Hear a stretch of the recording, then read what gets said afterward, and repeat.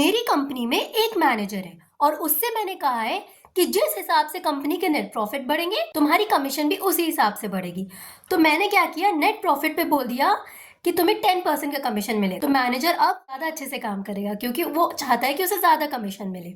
For example मेरी company का net profit 50,000 है, तो मैंने तुमसे कहा कि 10% तुम्हारी कमीशन। तो नॉर्मल केसेस में क्या होगा, 50,000 का 10% यानी 5,000 रुपये मैनेजर की कमीशन हो जाएगी।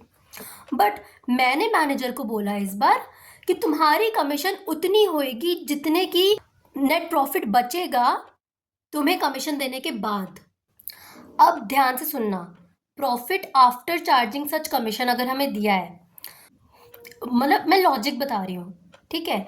लॉजिक ये है कि profit before commission for example 22,000 है। हम एक बार मान लें कि मैनेजर की कमीशन x है, ये क्वेश्चन है।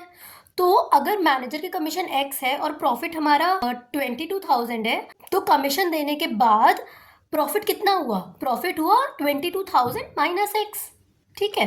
इसका मतलब मैनेजर को हमें कितना कमीशन देना है, 10% ऑन प्रॉफिट आफ्टर कमीशन, यानी 10% ऑफ 22,000 माइनस x, जो कि कितना है, जो कि इज इक्वल टू क्या है, x। जब हम इस इक्वेशन को सॉल्व करेंगे तो वो कैसे सॉल्व होगा, ऐसे स्क्रीन पर देखो, ऐसे से सॉल्व होगा और लास्ट में आंसर क्या आ जाएगा, 2000।